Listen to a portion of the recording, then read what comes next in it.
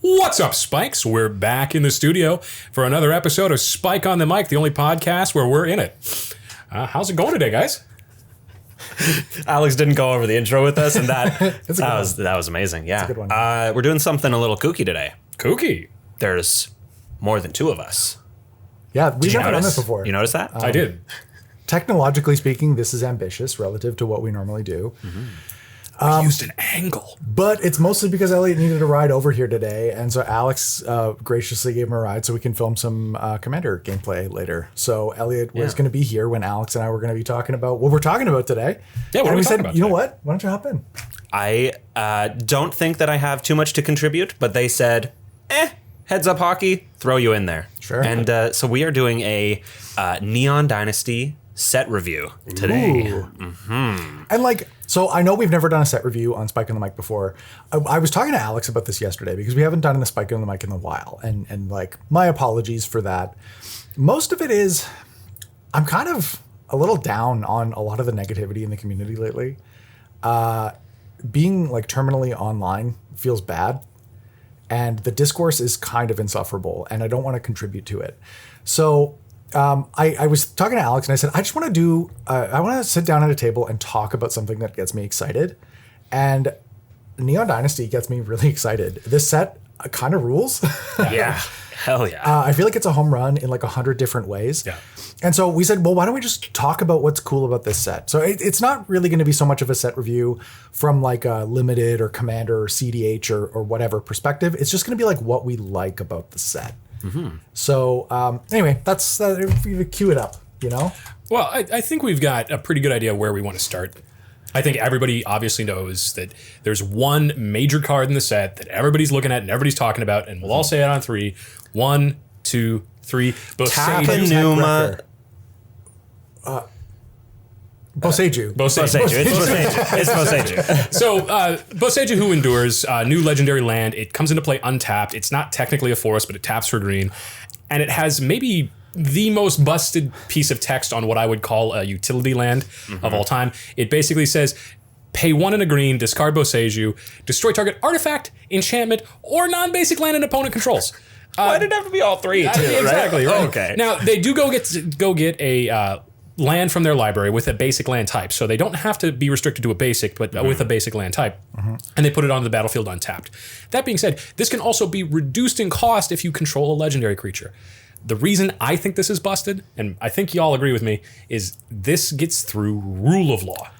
Okay, so there's so many reasons why it's busted, right? Like that is one of them, especially when we're talking about it in the context of CDH. Being able to pop a rule of law after like you've already cast a spell, maybe you've countered something on somebody else's Ad turn. nauseam. Yeah, like you can counter an ad nauseum and then pop somebody's rule of law, or you can cast an ad nauseum, hold priority and pop the rule of law. And it doesn't cost you any life. I know. So like, yeah, and that's the thing is when you're playing it in an ad nauseum deck, it's not a removal spell like Assassin's Trophy or whatever that's going to pop you for 2 when you reveal it. It's just free in so many different ways. Yeah. And then it's also got cost reduction. This card has so many has so many words on it. It's an incredibly wordy set in general. However, I will say one of the things that I've really enjoyed about how they've put the set together is most of the wordy cards have very bimodal uses. Like either you care about this set of text or you care about that set of text, and it doesn't seem to have a whole lot of in between. On the other hand, it was Kappa Tech Wrecker, right? Yeah, I actually really like Kappa Tech Wrecker. That's one of the Ninja Turtles of the set. Yeah. And sorry, Turtle Ninja. I apologize. sorry. I apologize. Trademark. We'll bleep that earlier. Oh, gosh. I actually think this is a great example of what I was just talking about because it uses the counter that it comes in with to fuel the extra text that's on it. So either you're using it for the counter that it comes in with, or you're using it for its extra text, and nary the two shall meet for the most part. Yeah. Yeah. Yeah. I guess Kappa Tech Wrecker probably on screen right now, but just for the audio listeners, is 1 and a green for a turtle ninja. Yeah, not Ninja specifically. Turtle. Not Ninja Turtle. Race class. Notably also not teenage or mutant. What a shame. You know, so close. It's got ninjutsu because it is a ninja for 1 and a green, and then it enters, as Alex was saying, with a death touch counter. And when it deals combat damage to a player, you can remove said counter to destroy. Exile. That's powerful. Target artifact or enchantment that player controls. And it's a 1/3. Yeah, it's good. It's good. like really good for an uncommon. This is like probably rare quality out of an uncommon card. Right, like any other set, right? Like Alex is saying, it does too many things. Yeah. There's so many things that it can do, so many different ways you can play it. You can have it be a really thick blocker. You can have it come down to the mid game for value through ninjutsu. And it always has that ever-present threat of, well, if I touch you, I'm going to blow up your stuff. Yep. It actually just occurred to me that if you played this in a Mimeoplasm deck, you might be able to make it a mutant turtle ninja after coming into contact with an ooze. Oh, That's maybe really cool. That's actually. really spicy. Somebody out there get that. Yeah, do that. Yeah. Ooze tribal Mimeoplasm Capitech Wrecker .deck. Absolutely. So we don't want to go through every single card that's in the set. That'd take way too long. So we're going to try and focus a little bit today. I mean, I say focus, but we'll see how focused we stay. There are 3 of us. Yeah. But we're going to try and get through at least the legendary creatures that come in the main set today. And so let's just start in alphabetical order with Owl, the Dawn Sky, a 5 mana value, 3 white legendary creature, dragon spirit, flying vigilance, and when it dies, choose one of 2 effects, which include look at the top 7 cards of your library, put any number of non-land permanence cards with total mana value 4 or less among them onto the battlefield, put the rest on the bottom of your library in a random order, or put 2 1/1 counters on each permanent you control that's a creature or a vehicle at 5/4. Yeah, and this, whenever it dies, choose 1 out of 2. That's a common theme among this cycle of legendary dragons. The new Kamigawa dragons. Yeah, they're monocolored dragons. Every single one of them has a different 2 effects that you can choose when it dies. Yeah, this one is like fine. I'm not a huge fan of like dies, triggers, and mono white, especially if you're evaluating this in the context of like being a commander. Right. This is like probably looking at maybe some kind of like a Sun Titan type deck. That's what I was thinking, right? Is that first ability is I think what I want to be doing with this card. Yeah. The second one is like, I guess, and again, maybe evaluating it outside of like a commander perspective, right? Like the second ability is probably arguably the stronger one if you're a go wide deck, right? Sure. Like Yep. putting 2+1/+1 counters on 7 things probably kills your opponent. Oh, yeah. On the other hand, mini hulking isn't the worst thing in the world. That's exactly, yeah. Like I would want to be, I don't know, we are the spike feeders. I would want to be abusing this in some way, right? Yeah. Like looping this guy to do something Might nasty. make an Athreos deck where you can keep getting him back out of the yard. Yeah. Right. Like in the 99, probably more for me. One thing that I do like about this, just from a design perspective, lately I've been thinking a lot about how much we shuffle in Commander and how much dead time that creates. And that's Yeah. just because I've been editing gameplay, right? Elliot knows, just from editing our gameplay, that so much of the time in a Commander game is spent shuffling, and it's just dead time where nothing's happening. We cut it out of our games, and it's like probably 40% of the game is between like tank time and shuffling and tutoring. Yeah, like average, I would say easily half. It's part of the reason why I think Pioneer was one of the best Eternal formats they came up with. Yeah. Like actually, I think one of the worst things, and like fetches are, I think, a net negative for Magic in general, but one of the worst things about them is how much you have to shuffle. And it's like exponentially more in Commander decks because there's like a whole bunch of different types of fetch lands you can run. And anyway, one of the ways that you can get around that from a design perspective is by getting people to search the top X cards as opposed to searching their entire deck.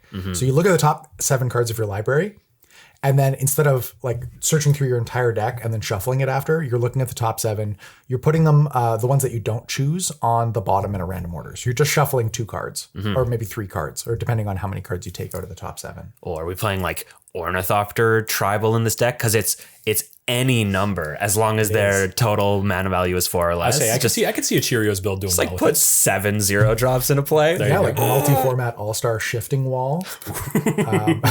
Phyrexian Walker. Shout out to Aaron Paquette. He loves that card. Well, this next card is where you can probably catch me next time I go out to an event, and that's at Sushi, the Blazing Sky. Nice. So that's 4 mana value, 2 red for another Dragon Spirit, flying trample, 4/4 with another pair of when it dies, choose 1. This one says either exile the top 2 cards of your library until the end of your next turn. You may play those cards, or create 3 treasure tokens. Yay, treasure! Yeah, Jim hates treasure. I don't know. From a design perspective, again, treasure, it just seems like somebody in WotC R&D like assessed treasure as though it's like worse than a ritual, but it's really not. It's better than a ritual. Way better. 90% of circumstances. Yeah, and so like you get all these things, and they tend to be really undercosted. Like this dragon costs 4 instead of 5. it refunds 3 of it when it dies. It literally says, I'd like to pay my commander tax next turn +1. Right. Yeah. Like, and yeah, I don't know. It just seems like the costing on treasure related stuff has been so aggressive.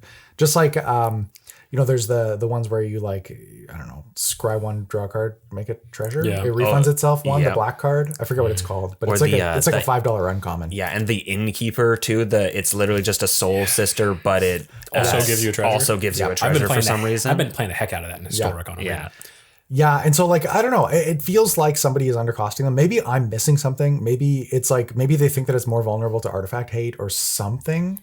I don't see a lot of people running Bane of Progress, though. Yeah, but if you replace that text, like create 3 treasure tokens with like add red, or like add 3 mana of any color to your mana pool, this mana doesn't drain at the end of steps and phases or however they template that. Yeah, just at end of turn. Right? Like imagine it was like a pyretic ritual or whatever, Yeah. but it makes mana of any color and then also it doesn't drain at the end of your and then like how would you cost that card? It would cost at least 1 more. I think so. Maybe 2. Honestly, I don't think treasure itself is really the problem.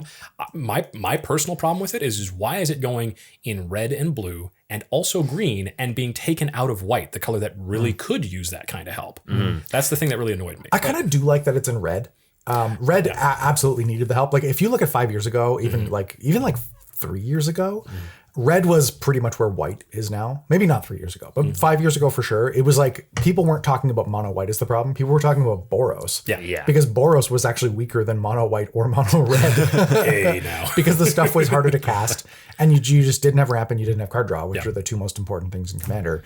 And I don't know. I really do like the fact that red is getting impulse draw and treasure as ways to mitigate that. Yeah. But I do feel like these are super aggressively undercosted, especially when it's put on a body like this. Yeah. Because like surely nobody can ever figure out how to recur a creature in Magic. Yeah, that A doesn't 4-drop creature.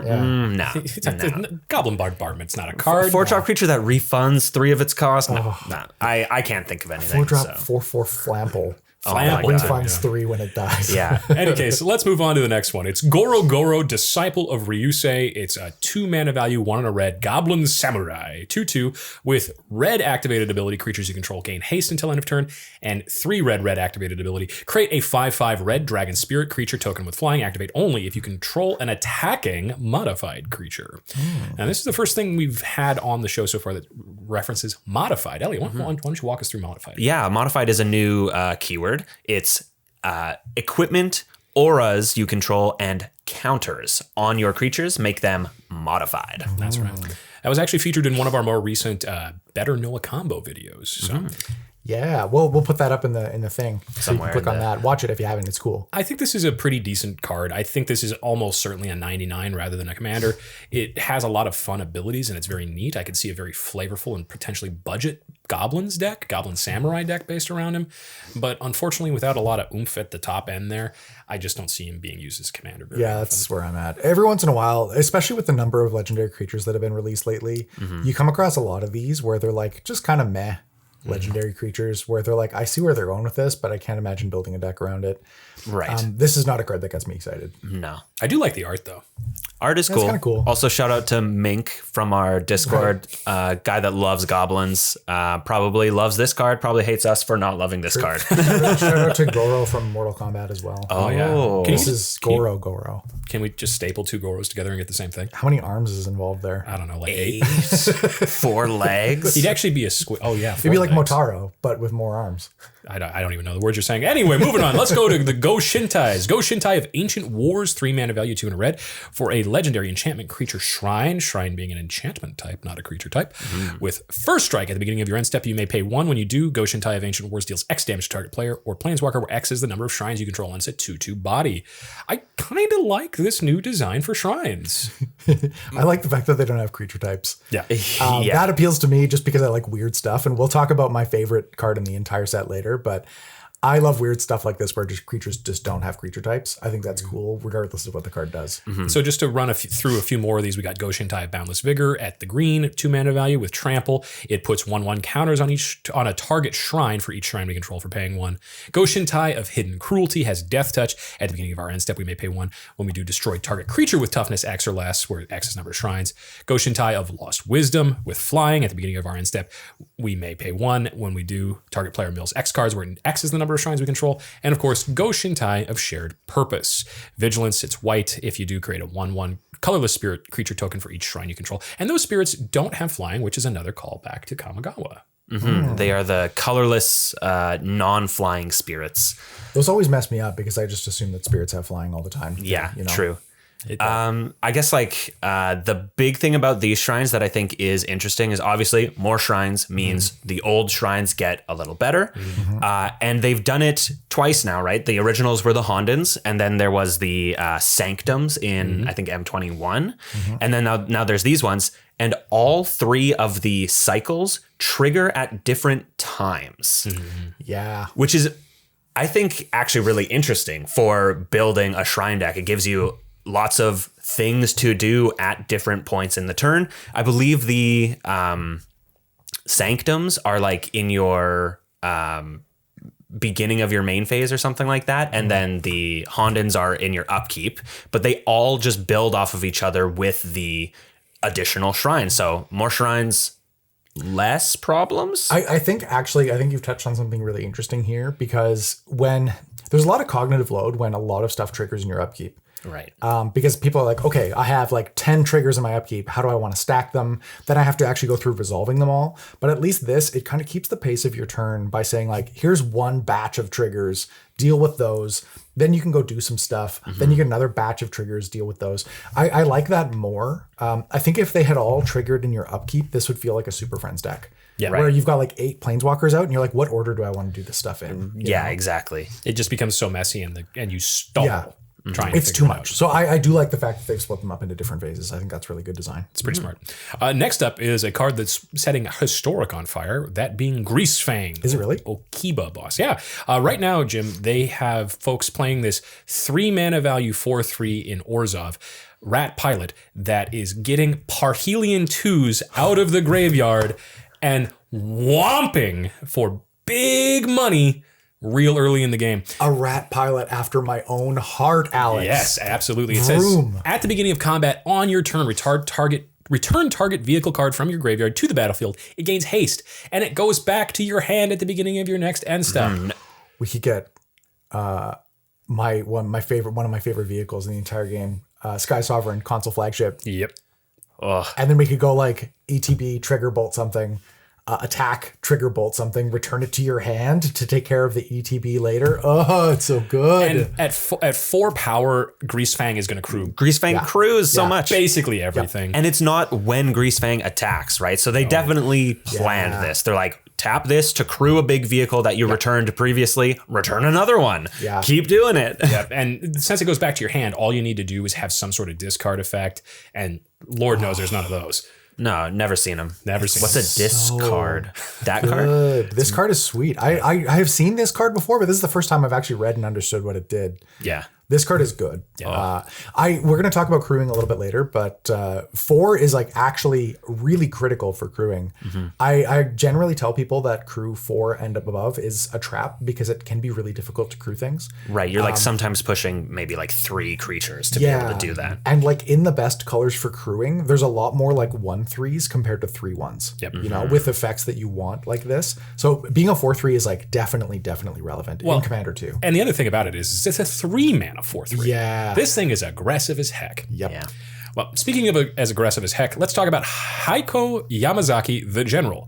3 in a red for a Descendant Yamazaki. This one is a human samurai trample. Whenever a samurai or warrior you control attacks alone, you may cast target artifact card from your graveyard this turn on a 3/3 body. Yeah. It's like fine. So this is the signature samurai ability, which is whenever it's kind of like pseudo exalted. If you're familiar with exalted, like Rafik of the Many.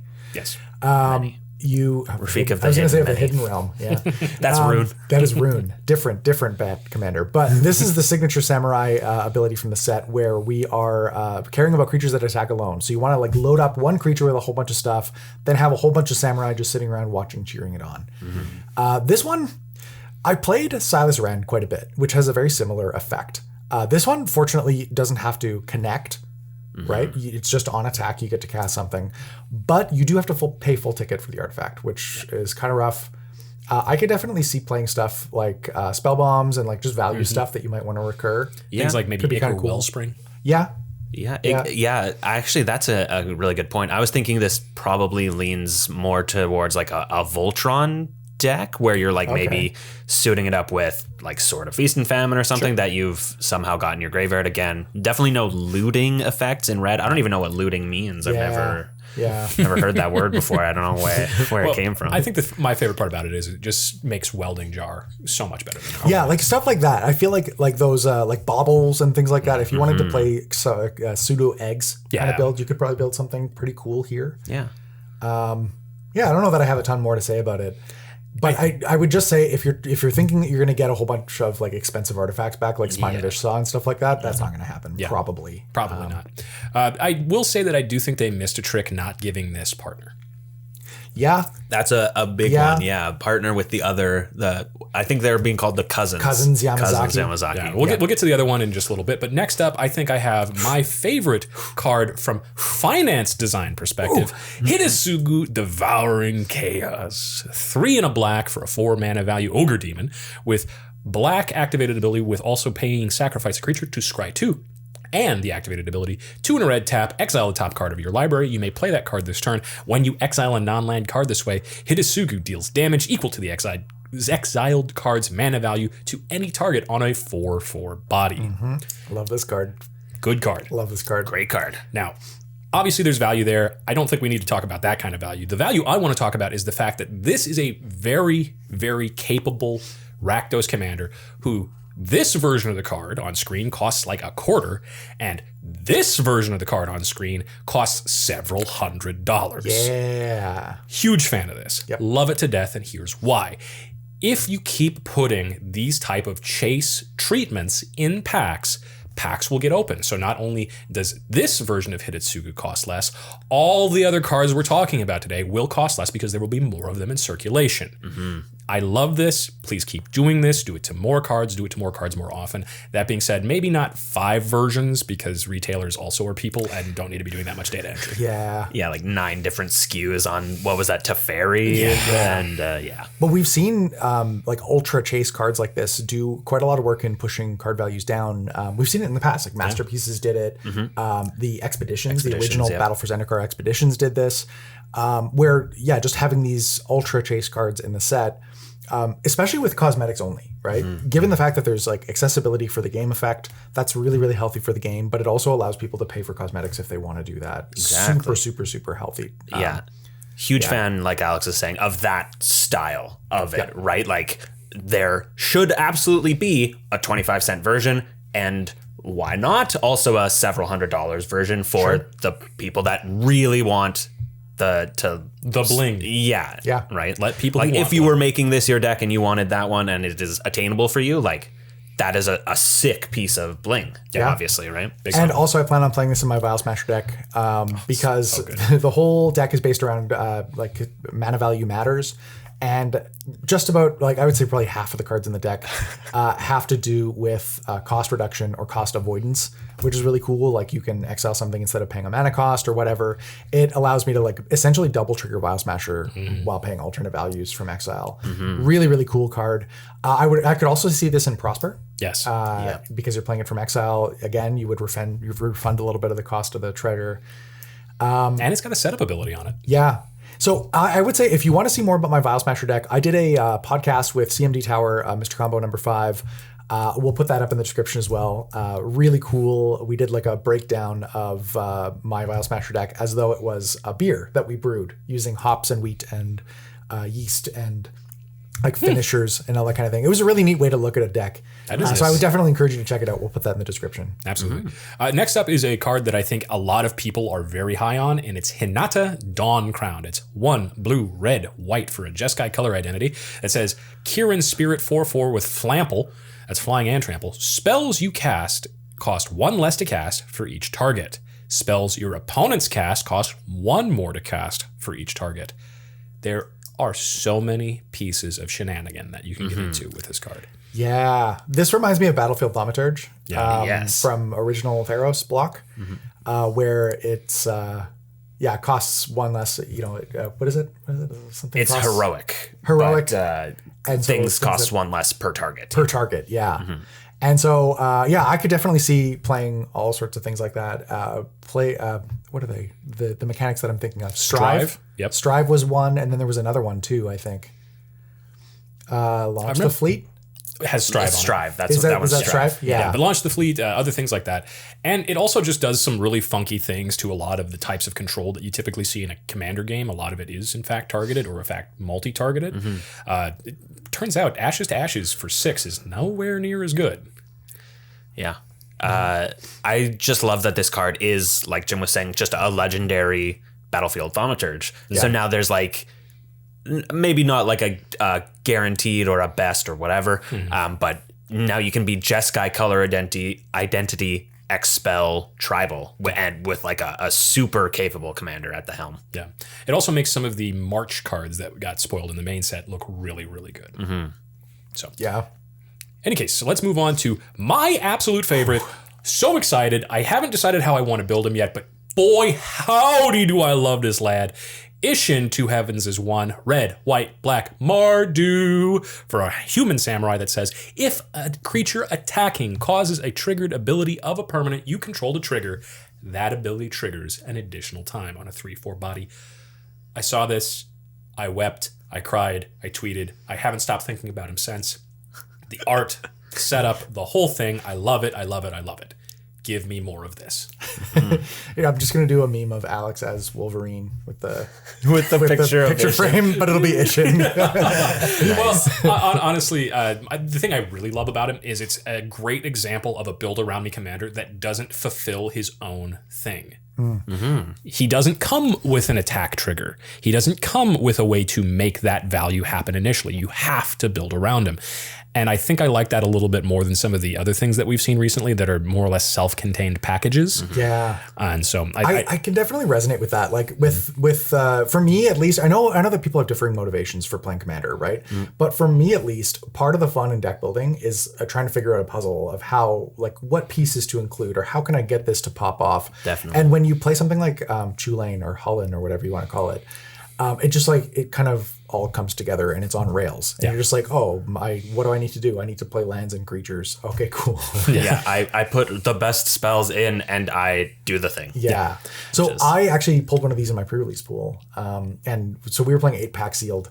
And I built Mardu Samurai out of this with the 2-mana enchantment. I'm blanking on the name right now. 2-mana red enchantment where whenever a samurai attacks alone, you exile the top card of your library and you can play it this turn. Oh, yeah. I had 2 of those in my deck.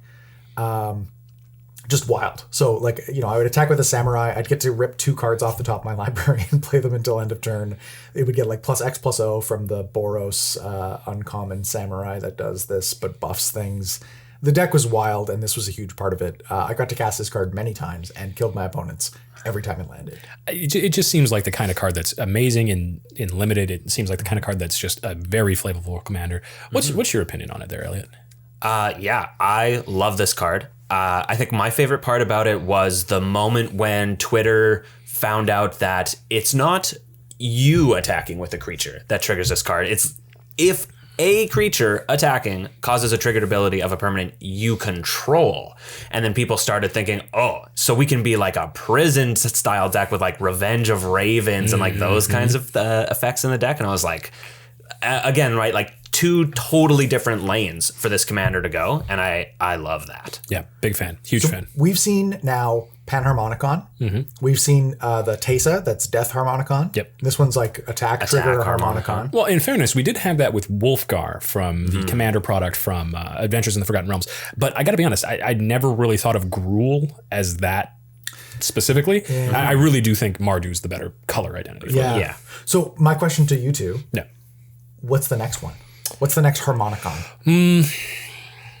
I want to say if I had to pick the next Harmonicon, I want it to be something like Sacrifice Harmonicon. Not Death Harmonicon, but specifically Sacrifice. Specifically Sacrifice. And I want it to be built around probably treasure, food, and clues specifically. Like if I could get it that specific, I think that's be the next thing I'd do. Okay. Okay. Yeah, I like that because I Thoughts? have an Academy Manufacturer deck. So I'm just going to bandwagon with Alex here. Sure. That one. Yeah. Give me that.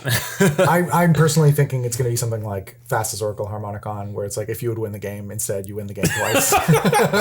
It's real good in tournament meta. Why does green need more things? Anyway, sorry. Green.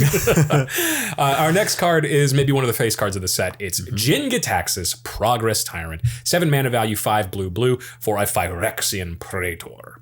Whenever you cast an artifact, instant, or sorcery spell, copy the spell. You may choose new targets for the copy. This ability triggers only once each turn. Thank goodness. Whenever an opponent casts an artifact, instant, or sorcery spell, counter that spell. This ability triggers only once each turn. Thank goodness. As much as I hate that they keep sticking this on things, I'm really glad they stuck it on this thing. Yeah, this is a good example of when that line of text should be used. Yeah, it's also a 5/5 if that matters to anybody, but good lord is this card just nutty. Yeah. I will point out that I have done some research in the past. According to my research, that's a little Magic School Bus throwback, you know. People, and I might be wrong. I might have already been proven wrong. Let's pull up the stats on EDH Rec of how many people built this as a commander. Typically in the past, cards that can be oppressive like this, specifically in ways that it limits your opponent's abilities to amass resources, they do not tend to be popular as commanders. They tend to be more popular in the 99. Yeah. So that tends to skew my analysis of this card. I'm analyzing it more from the perspective of how does this look as like a control finisher, in a standard control build. Well, not only that, but realistically, one of the reasons I don't think this ends up in the command zone very often is you can't cheat it into play if it's in the command zone. That's exactly it, right? Yeah. So like things like Iona, things like original Vorinclex, things like these are the ones that are really oppressively I guess the original Vorinclex doesn't quite fit this build, but things that like provide a one-sided disadvantage for your opponents only, like Leovold, they tend to not be as popular as commanders and more popular in the 99. Although I'm realizing now that Leovold probably doesn't fit that mold either. Yeah. And I think the other thing that prevents specifically Jinkataxis from being popular in the command zone is if he's in the command zone, you're in mono blue. Yep. So that definitely doesn't help. Hikori is a great example. Great example. Again, like not super popular in the command zone, but people will play it as a hate bear. Yeah. And something else that I don't think is probably going to make the command zone is Juji the Midnight Sky. 5 mana value, 3 black for a dragon spirit with flying, menace, 5/5. And when it dies, choose one of these two. Each opponent discards 2 cards and loses 2 life. Or put target non-dragon creature card from a graveyard onto the battlefield under your graveyard. Super important, a graveyard. And you lose 2 life. I also pulled this card in that pre-release. Jim's popping off with this deck. Sounds crazy. I won every game that it resolved. This card is wild. Yeah, I dislike that it's black and has this much value on the dice triggers because let me tell you, dice trigger in mono black basically just reads, did you cast this? Yeah. Yep. Also, it's an outlet if you can infinitely recur something because each opponent loses 2 life on the dice trigger. Yep.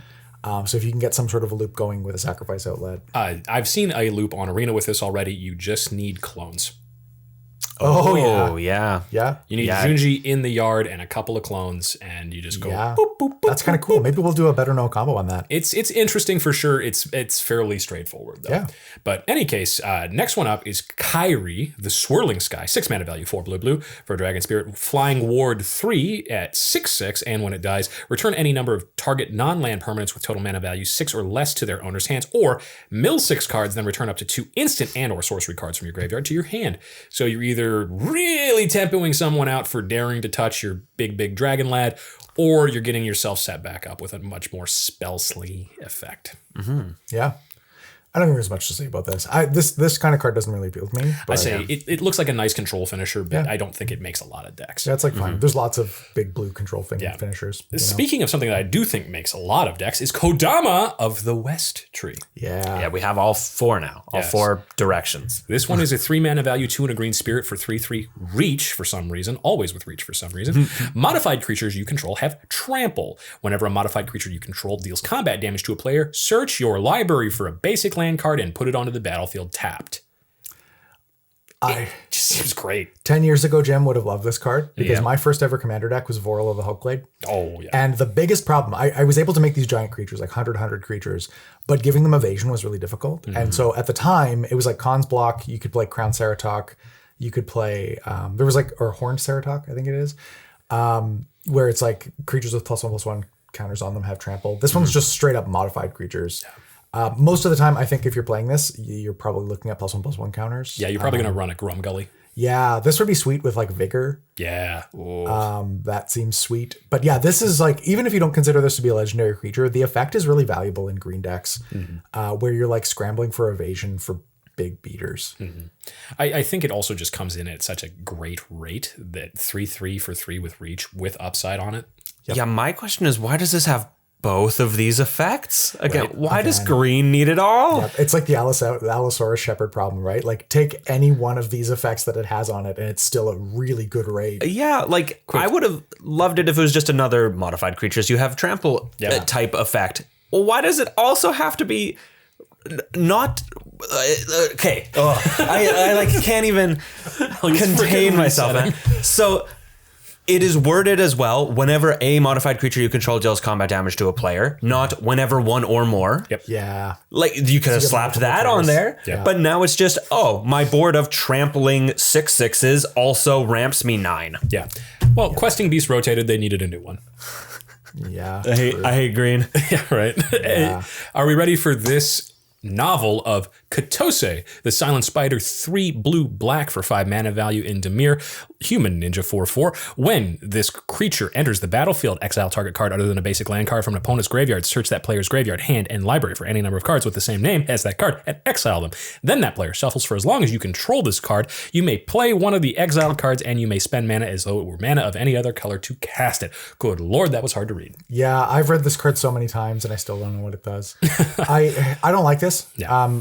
I don't like designs that force you to track specific cards in exile that have certain properties of when you can cast them. Like, I'm not a big fan of like, I play it, but I'm not a big fan of like Paco and Halden does this.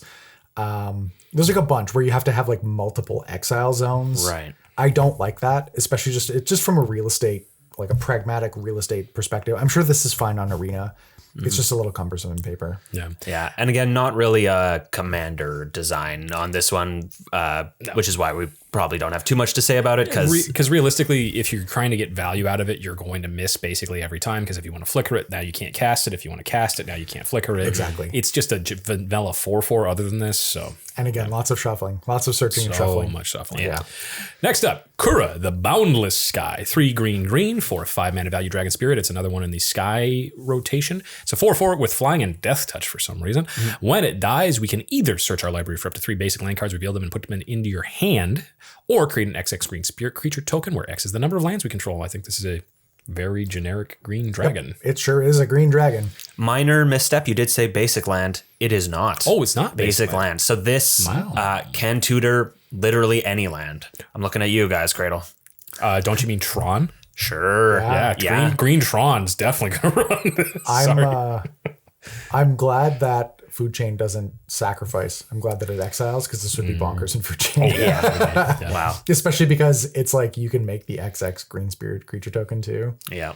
Oof, this would do it all with Food Chain. But next up is Tazri from Oath of the Gate. Kyodai, Soul of Kamigawa. 3 and a white for a Dragon Spirit flash flying. When it enters the battlefield, when it enters the battlefield, another target permanent gains indestructible for as long as you control it. And it has a Wooburg activation for it gets 5/5 until end of turn on a 3/3 body.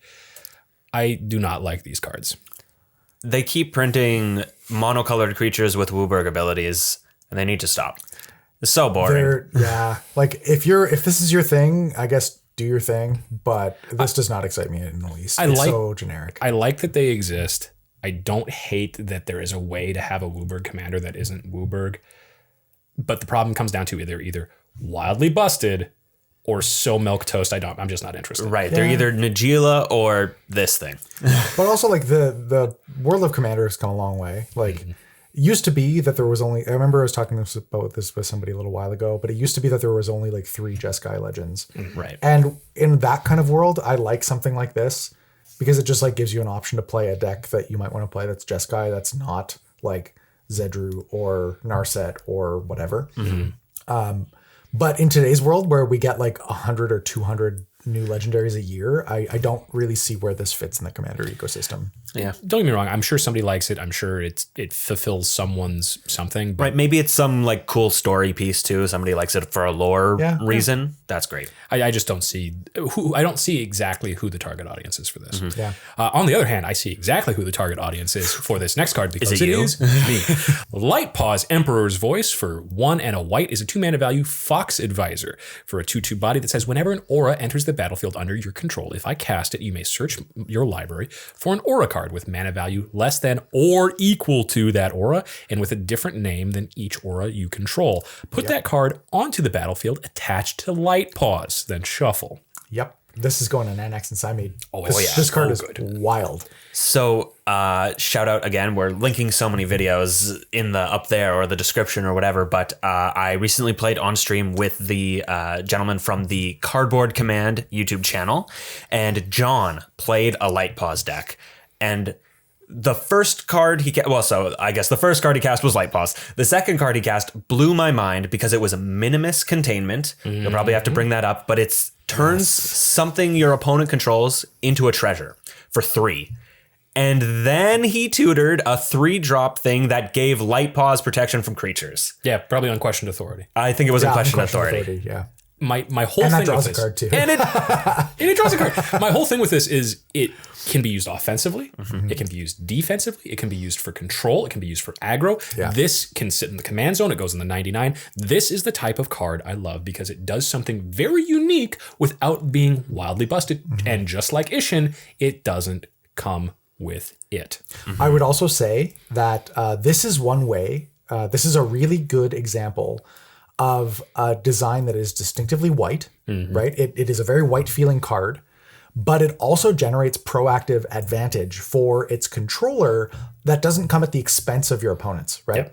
So, one of the big problems with white's design in Commander, at least, is that one of the ways you get ahead on card advantage is by slowing everybody else down. Right, the Thalias and the Smothering Tides. And that's like a pretty unique, or it's like it can be a pretty unpopular way to play Magic. Definitely. But this is like proactive advantage. It creates advantage for you, not at the expense of your opponents. I'm a big fan.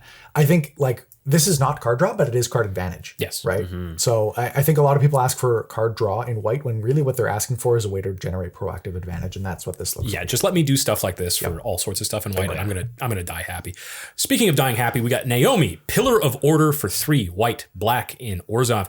It's a human advisor on a 4/4 body. Whenever it enters the battlefield or attacks, if you control an artifact and an enchantment, create a 2/2 white samurai creature token with vigilance. The value on this is pretty sick. Enters or attacks is so aggressive. Love that. Yeah, love that line of text. Absolutely. I really like this because it goes in an Ishin deck. I really like this because it can helm its own go wide tokens deck. This is the type of Orzhov strategy that plays really well with stuff like Intangible Virtue, although they already have vigilance in this case. I like this design because it's compact, it's not too flashy, it's the kind of thing you can give to a new player and they will fairly easily understand how to use it. Yeah, it's straightforward, but also like powerful enough that it can probably hang. Yeah. Yeah, definitely. And so let's move on from that and go to Nashi, Moon Sage's Scion for 1 black, 3 mana value, Rat Ninja, 3/2 with ninjutsu for 4, that's 3 and a black. Whenever it deals combat damage to a player, exile the top card of each player's library. Till end of turn, you may play one of those cards. If you cast a spell this way, pay life equal to its mana cost, rather than paying its mana cost. It's a cool card. Yeah. It does the annoying thing you were just saying where you kind of have to keep track of an extra exile zone. At least it is until end of turn, and you probably are pretty easily picking which one of the things that you exile that you want to cast. Yeah. But notably, it is hit one person, exile the top of each player's library. It's kind of like a mono black. Starts with an E?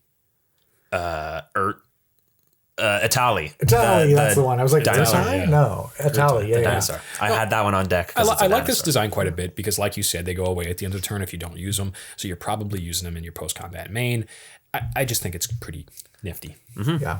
Speaking of nifty, we've got Norika Yamazaki, the poet, the other half of the Yamazaki cousins, for 2 and a white. This is another human samurai on a 3/2 body with vigilance. Whenever a samurai or warrior you control attacks alone, you may cast target enchantment card from your graveyard this turn. Same thing with enchantments as you had with artifacts. I think this one is a little more niche. As much as I can see recurring artifacts for a lot cheaper, I don't know of too many cheap enchantments that I want coming back into play over and over. The ones I can think of are stuff like Omen of Heliod, where you get value when they enter the battlefield. Yeah, or sack them, right? Yeah. Does this synergize with the other cousin? To a certain extent, because it says samurai or warrior, right? And so they can get both effects. And obviously you could do something like Ishin where you're doing multiples, but that takes a lot of mana. Yeah. I almost wanted something like this where they're kind of, when you have them both out at the same time, that the total effect is like greater than the sum of the parts. Right. Kind of like Sylvia and Korvath from Battle Bond, Yeah. where it's like it buffs the others. I think it probably would have been fine if they say had partner. The white one said return, you may cast target enchantment or artifact spell, and the red one said add red to your mana pool. Right. Attack, something like that. I think that would be way cooler. Yeah. Yeah. And so I think they're fine, but let's move on to some of the most important cards in the set, which are the Boros Commanders. Ryu, Storm's Edge, 2 red, white for a human samurai 3/3. First strike, whenever a samurai warrior control attacks alone, untap it. If it's the first combat phase of the turn, there is an additional combat phase after this phase. I like this because you can't cheese it. Yep. Yeah. Yeah. It's worded in the new way that they're doing kind of extra combat phase type things where like this doesn't layer with another one unless you do this effect first. Yeah. Right. So you can't play this Ryu and then copy it or something like that because it is no longer the first combat phase. It also means you can't flash it, or not flash it, flicker it and get another one. Yep. It's immune to all those sorts of shenanigans. And I do like that from the perspective of it makes a fair game, but I don't like that from the perspective it means I can't put a better no combo video out about it. Yeah. Speaking of things that are cool, Risona, Asari Commander, 1 red, white for a Boros 3 mana value human samurai 3/3 with haste. Whenever it deals combat damage to a player, if it doesn't have an indestructible counter, put an indestructible counter on it. Whenever combat damage is dealt to me, remove an indestructible counter from it. I love this. So good. Like, it's really cool. It's like, I don't know that it's super powerful. It's really cool though. It's just flavorful Yeah, as heck. I think it's a really neat effect. I like it for Voltron synergies, especially for, say, Exalted Voltron synergies, where you're holding up blockers and you've got people back, and you just want to build up this absurdly tough, hard to deal with threat. I wonder if you could build like a Boros deck, almost like a pre-con, where you've got 3 commanders that you could just like pull out of the deck at any given time. Because I feel like between this, Haktos, and Tajik, they probably all play to a very similar strategy. Right. I really like the idea of that. That's And then you could just like slick. flip one at random at the beginning of a game. I think that's a neat idea. Very neat idea. Next up is something we've done a video on before. It's Satoru Umazawa, 1 blue, black for a Demir human ninja 2/4. With whenever you activate a ninjutsu ability, look at the top 3 cards of your library. Put one of them into your hand and the rest on the bottom of your library in any order. This ability triggers only once each turn. That's not the fun part though. The fun part is everybody's a ninja. That's right. Each creature card in your hand has ninjutsu 2 blue, black. Oh yeah. Spice. I almost changed my Yuriko deck into this guy. Is how spicy this is, because they play kind of the same. Currently my Yuriko deck is, low drop ninjas, hit people, reveal extra turn spells to deal the damage, and then take extra turns, deal more damage, blah, blah, blah. This guy kind of combos in a different axis where your big spells that you're draining people with Yuriko off of can be Emrakul's and Steel Colossus, Kozilek's and Jingataxius's, and then you just get to ninjutsu them in for 4 mana. Yeah, it's like absurd. How do you do, fellow ninjas? Yes. Yeah. I've also seen people that just use this to cheese in giant beaters, right? There's so many big blue finishers like, octopuses and krakens and Leviathans. Hullbreaker Horror. There's Mr. Pinchy. Blightsteel Colossus, right? You can just cheat so much stuff in for 4 mana using this card. Like turn 4, this card is dangerous. Oh, super dangerous. Next up is Satsuki, the living lore for green-white in Selesnya colors. It's a human druid 1/3 with tap, put a lore counter on each saga you control. Activate only as a sorcery. It also has choices of when it dies, just like the dragons do, with return target saga or enchantment creature you control to its owner's hand, and return target saga from your graveyard to your hand. I kind of love the Saga Commander. Jim does not love the Saga I Commander. don't. Evidently. This feels like Super Friends to me. I'm hating on Super Friends in this episode quite a bit. This, like, you can reach a critical mass of permanents on the battlefield that have abilities where your turns just take a long time. You don't really do much. Yeah. And it's a lot to keep track of. It's a lot of accounting, all that kind of stuff. I'm sure this appeals to somebody, and I think you should do it if it appeals to you. This is not prescriptive. Sure.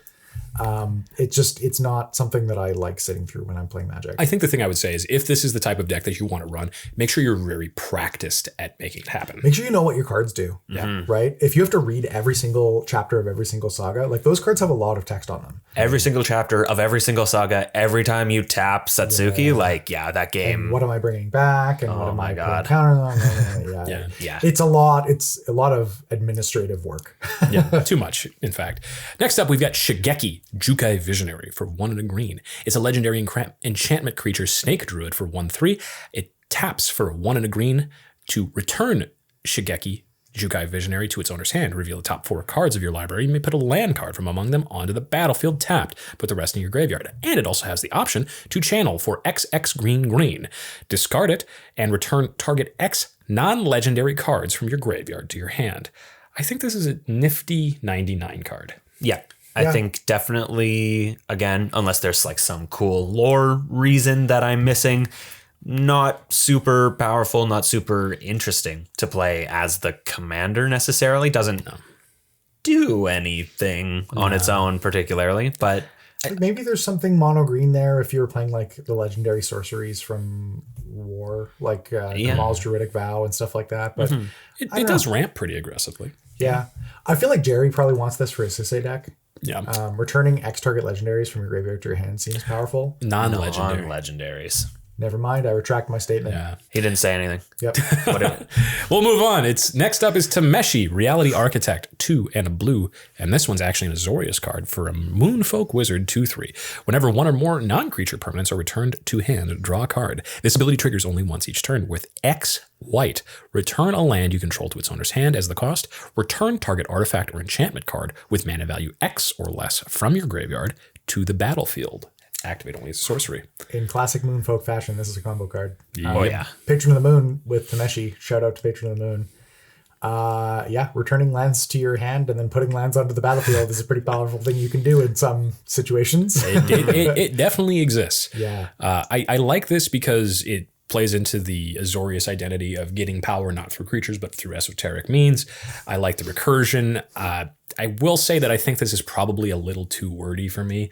I think if you're going to play a deck like this, you really need to know what you're doing and have a plan going into it. Definitely. And as a result, I think a lot of those decks probably end up feeling pretty samey. Yeah, that's fair. Yeah, that's fair. I want to throw something out here. This is a just a completely random one. I would like to play this card in Canadian Highlander. Yeah. Oh, yeah. Because I would like to pay 1 white, return my tapped Tolarian Academy to my hand to put Black Lotus from my graveyard back onto the battlefield, and then replay the Tolarian Academy and make 16 trillion mana. This is a Tolarian, a Paradox Academy. This is a Paradox Academy card. 100 million%. Love it. And now for Twitter's least favorite person and mine, Tetsunari Toad Rider. Everybody got so excited about this card. And then so angry. Oh my goodness. Tatsunari canceled, just so you know. Super canceled. Okay. So it's 2 and a black for 3 mana value, Human Ninja 3/3. With whenever you cast an enchantment spell, if you don't control a creature named Kemi, I'm sure I'm saying that wrong. Create Kami? Yeah, sure. Create Kami, a legendary 3/3 black and green frog creature token with whenever you cast an enchantment spell, each opponent loses 1 life and you gain 1 life. He also is actually a Sultai commander for 1 and Simic, Tatsunari Toad Rider, and target frog you control can't be blocked this turn except by creatures with flying or reach. The reason everyone hates Tatsunari is in the story. I believe it's Chichiro, the snake samurai. Okay. In Gruul color identity. Chishiro, sure. The Shattered Blade cuts the toad in half as Tatsunari abandons him Yoshi style. Yeah, it's like, you know when you have to make a long jump and you have a Yoshi? You dump the Yoshi and make the jump? Yeah, except instead of dumping, it's just like ka-chop. Yeah. Yeah, and it's named. It's named. Tough. This is one of those cards that I feel like I might be interested in playing it, but you really got to know what you're doing. A lot of these decks are going to feel really camey. Get out. Well, while Jim's getting out, I actually have a shout out to a friend of the channel, friend of the show, and that is our very good friend, Benjamin Wheeler. And I just have one question for Benjamin, and that is, Benjamin, have you seen my jellyfish child? Have you seen my jellyfish child? Next up is the reality chip. That was amazing. One in a blue. Consummate professional. Legendary artifact creature equipment jellyfish. For a 0/4. It says, you may look at the top card of your library at any time. As long as the reality chip is attached to a creature, you may play lands and cast spells from the top of your library with reconfigure 2 and a blue. Jim, talk. Okay. So this is like a pretty decent effect. It's a lot like Future Sight. But the thing that really appeals to me about this is that whoever the designer was on this, I don't know who it was. I don't know if you're watching right now, but like props for sticking your neck out and building something really weird. When I look at stuff, I've talked to Gavin Verhey about this quite a bit in the past. When I look at cards, I'm looking for something that like hasn't been done before. When they release something that's like, oh, it's a 2/2 for 2 and it's got a decent upside ability that's like a static effect and blah blah blah. I'm like, okay, it's a magic card, right? Like when something comes along that's like all of Future Sight, or like like Force of Savagery, or like Spellweaver Volute, or like Char Rumbler. Stuff like that has like really weird abilities, or they're just super strange designs that you have to jump through a lot of hoops to make work. This is like kind of one of those cards, and this was previewed before a lot of the equipment creatures came out. The reconfigure creatures came out. So first of all, I really like reconfigure as an ability. I think it's great. It's really really good design. I think it makes equipment really good. Yes, I agree.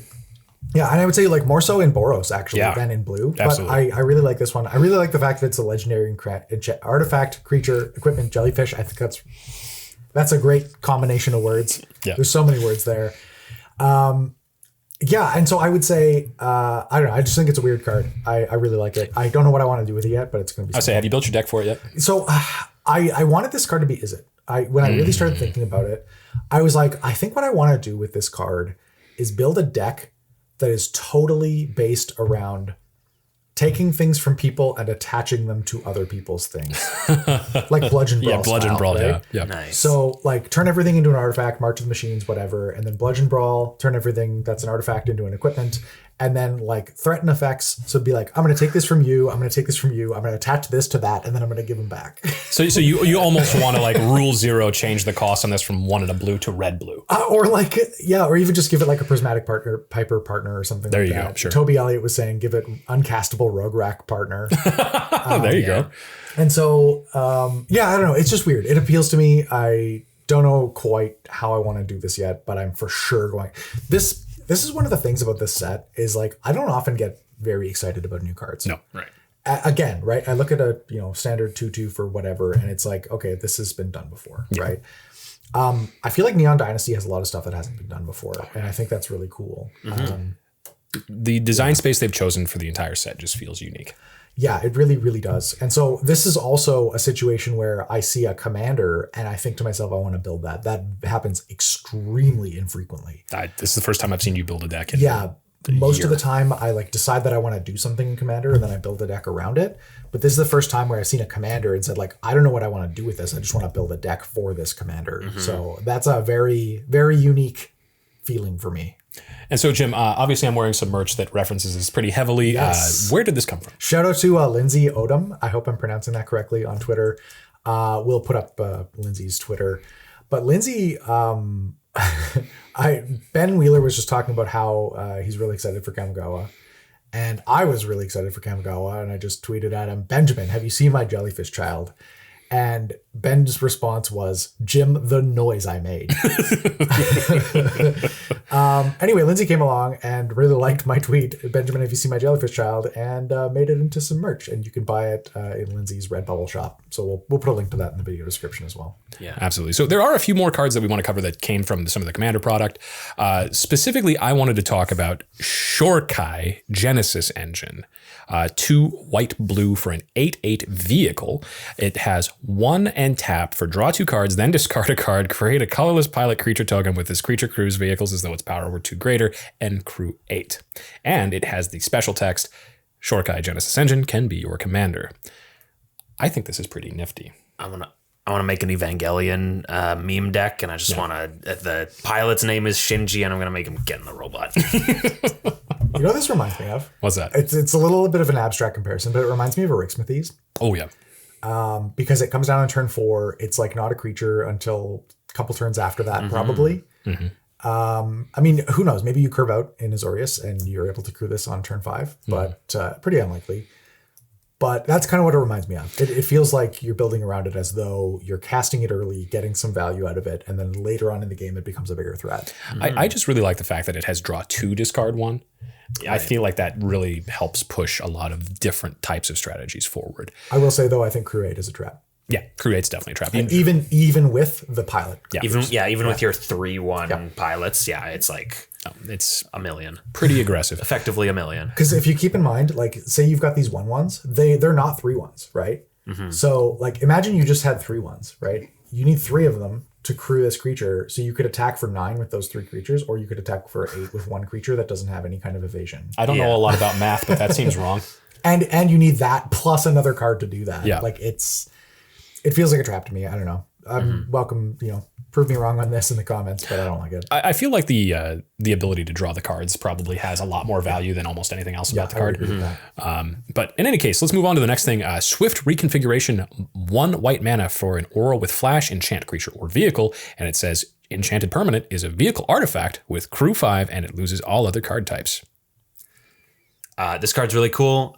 It goes infinite with Devoted Druid. Yeah. It turns Devoted Druid into not a creature. So you can just tap it and untap it and put a -1/-1 counter and not care because it can just. Where'd you learn that? Some idiots on YouTube. Yeah, there definitely isn't a link on a card or anything like that. So, Jim, what's your opinion on Swords to Ride shares? I think this is great. Again, right? I just said Crew 8 is a trap. Crew 5, you're essentially never attacking with that as a creature. I really like removal in Commander that strands creatures on the battlefield. They're the least accessible when they're not doing what they're supposed to be doing, but they're not in a different zone where you can bring them back. This is like evident with Darksteel Mutation, with Song of the Dryads. Lignify. Lignify. That's my favorite. There's also Mystical Reflection, where you can force it to enter as a copy of a different creature, and it just stays there. They're so inaccessible because then you have to spend removal on it, then recast it. It's so much less accessible than it being even in exile. I really like it as removal. Next up, we want to talk about Kappa Cannoneer, 5 and a blue for a 6 mana value Turtle Warrior for 4 with Improvise, which means that our artifacts can be tapped to pay for 1 generic of the cost of this. It has Ward 4, and whenever an artifact enters the battlefield under our control, we can put a 1/1 counter on the Kappa Cannoneer, and it can't be blocked this turn. Do y'all know this card is $80 on Magic the Gathering Online? Our good friend and yours, Pleasant Kenobi, lost his stuff about this the other day because you just can't find these things. They only exist in treasure chests because they're a Commander product, hard to get a hold of, and look at all that value for an affinity deck. Yep. It's so true. I need a Blastoise altar of this like immediately as well. Shout out to Clover Altars. Yeah, this is literally just Blastoise. Yeah, rest in peace. Can't tell me otherwise. Rest in peace. I do. Before you scroll past there, I do want to shout out Imposter Mech. I think this card is really good. Oh, yeah. We again, crew 4+, probably a trap. Crew 3, very doable. Also, this gives you a little bit of immediate value as it will enter as a copy of something else. Dockside Extortionist. And then it's just like it's a regular vehicle later in the game, but it gets some immediate value if you want to copy some ETB triggers. Yeah. Speaking of things that I think are really cool, Komainu Battle Armor, 3 and a red, artifact creature equipment dog with Manache. Equipped creature gets +2/+2 and has menace. Sorry, we're not playing a game right now, but I can never stop saying Manache. Whenever it is equipped, whenever it or equipped creature deals combat damage to a player, goad each creature that player controls with Reconfigure 4. Love goad. Love goad. I love that they're starting to put it on a few more pieces. I think this is great tech. Goad is super healthy design space for Commander, in my opinion. Again, R&D, if you are listening, goad is great. Love goad. Love goad. It like avoids stalemates in the late game. That I think is its biggest benefit. Yeah. And it just makes sure that people, like, it keeps the game moving. Well, and that's exactly it, right? Just makes things happen. Yeah. Like there's so many, I guess not recently. Like I think obviously with the move to mostly the way that I'm playing Magic right now being like spell table games, a lot of people kind of maybe feel the same way. So there's a lot less nothing happening kind of in the mid-turns. But yeah, definitely just love ways to keep things happening. Big fan. Another piece out of the commander decks is Kosei, Penitent Warlord, 1 green for a 3 mana value Ogre Samurai 0/5 with as long as it is enchanted, equipped, and has a counter on it. It has whenever this creature deals combat damage to an opponent, you draw that many cards, and it deals that much damage to each other opponent. Oh yeah, this is gonna kill people. I think this card's sweet. Again, so good. It makes you jump through so many hoops. Like, it's got a big payoff, but it makes you jump through so many hoops, and it essentially does nothing until then. Right? Yeah. I love that. That being said, I don't think the hoops are quite as much as maybe some folks might hope for. There are a lot of auras and a lot of pieces of equipment that put 1/1 counters on the creatures. that Double duty kind of a thing. And so, don't get me wrong, is it still work? It's absolutely still work, but I think it's a really good design. Another great piece of design, right? Just commander that makes you work for the thing that it wants to do, and does it really well when you can get there, right? Like the fact that it draws that many cards refuels you after dumping presumably a bunch of cheap stuff to make him online or whatever. Yeah, especially since like getting online is going to cost you cards, especially if somebody removes your creature in response to casting an aura on it or whatever, right? It's a gamble, right? Yeah, definitely. It's good stuff. Yeah. So one thing that we want to talk about is one with the Kami. Oh, yeah. This card is also in one of the videos that we just released. This is a better know combo on one with the Kami and Grumgully. Mm-hmm. So this card combos with Grumgully because for whatever reason, this is templated to not care about whether something is a token or not. Whenever an enchanted creature or another creature, another modified creature you control dies, create X 1/1 colorless spirit creature tokens where X is the creature's power. When we talked about limiting things to once per turn, that is like a combo safety valve. For whatever reason, they just like said, you know what, this card has no breaks. Like the two things, right? They left non-token off of this card, and they did not include once per turn. Yeah. They were literally just like, here, have a combo card. Break this. Yeah. I do like the design. I think it's fun that you're getting value, especially in response to a whole bunch of other things dying. Like, I think how they intended this was you're going to flash it in. Right, it does have flash. Yeah, after your board starts getting wiped, and then you're going to refill with a bunch of 1/1 spirits. Mm-hmm. The unfortunate part is you can literally take out the extra land they shipped you in the precon, slap in a goblin bombardment, and you have a game legal precon essentially with an infinite combo in it. Yeah. This also kind of weird design space where it's an aura that cares about other creatures dying. Mm-hmm. It's not like unprecedented, but it is a little strange. I don't know. I don't know what they were thinking with this card, but it sure is a combo card. Sure is. Next up, we just have to talk about him because he's such a good boy. It's Yoshimaru, Ever Faithful for 1 white mana. It's a legendary creature. It's a dog. It's got 1/1 and partner with whenever another legendary permanent enters the battlefield under your control, put a 1/1 counter on Yoshimaru, Ever Faithful. If you sacrifice this dog, we are not friends. Oh yeah, it's over. Yeah, everybody's talking about sacrificing this to Tevis Shot Rebel. I'm looking at you specifically. We are not friends off. Yeah, absolutely. Yeah. You cannot sacrifice Yoshimaru. I have seen some cool Yoshimaru's tech.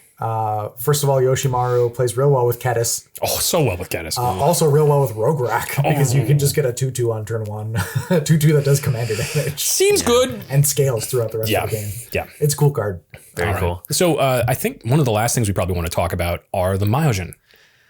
Yeah, I want to just call them out really quickly here. I have 2 big gripes with them. One, the previous Myojin, I guess, for some backstory, the old Kamigawa set had the Hondens and the Myojin, and their names matched, right? It was Honden of something and Myojin of the same thing. Sure.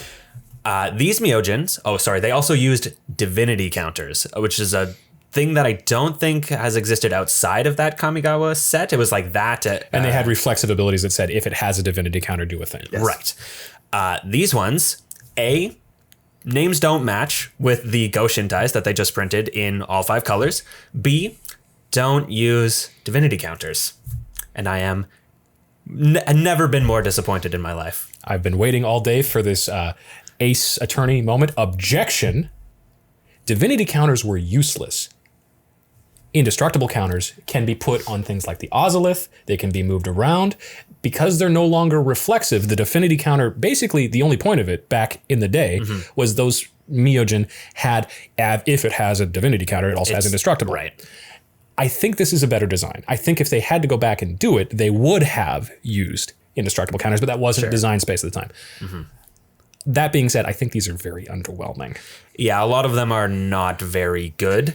The blue one is like maybe cute, right? You copy something 3 times, you get like 4 copies of a thing, but you're paying 8 mana to play it to get the counter and then your big thing that you want to copy 3 times. So and you have to give up indestructibility on it anyway. Does this fit in the blue one? Does it fit in our Commander Mechanics Too Many Garuda's deck? Is it evens or odds? It's evens, right? It's even. It is It evens. doesn't fit. Oh. I think it does fit. It does fit. It's 8. It's 8. I think it does fit. That being said, I don't know that it makes it. I just don't think that it does. The only other card that I want to talk about before we start looking to wrap up is Gauchentai of Life's Origin. It's another monocolored 5-color commander, but this one I like because it has drip. It got the drip. It's a shrine commander that does shrine things in a shrine way, and that's all it does. Yep. It's got Wooburg and tap for return target enchantment card from your graveyard to the battlefield. If you're not targeting a shrine, I don't know what you're doing. It also has, when it or another non-token shrine enters the battlefield under your control, create a 1/1 colorless shrine enchantment creature token, so you can pump those numbers up and not be rookie numbers anymore. This 5 mana return target enchantment card ability, you could target an Omniscience with it, but don't be that guy. That's for it's that guy. That's for future me. It's that guy. That's for future me to watch this video so I can tell myself to not be that guy because I want to be that guy. And so I think that covers almost everything that we wanted to talk about today, unless somebody wants to interrupt me. Well, it covers the cards we wanted to talk about. I think that there are a bunch of other wins in the set. Like we're not going to spend a ton of time on this. The lands are obviously gorgeous. I'm going to put them up here. The lands are stunningly gorgeous. They're even nicer in person than they are on the screen. The foiling. Slam dunk. They WotC, I think, did a really good job with The story. the story and representing culture really, really well. I think I've seen just like near unanimous praise for WotC as like, you nailed this flavor. There was a lot of hesitation or Definitely. Coming into this set saying like, is this going to be like just the real tropey, like near sci-fi cyberpunk stuff that has a lot of cultural problems with it, and they seem to have dodged all of it, which is really, really cool to see. This is like what happens when you get people in the room that are from the culture that you're trying to represent. Crazy how that took us this long to figure out, apparently. Yeah. I think the other thing I really liked about this is they dropped almost the entire story before spoilers started. Yeah. I really like that. I would like to actually see Wizards do more of that, and I specifically would like Wizards to let creators do it.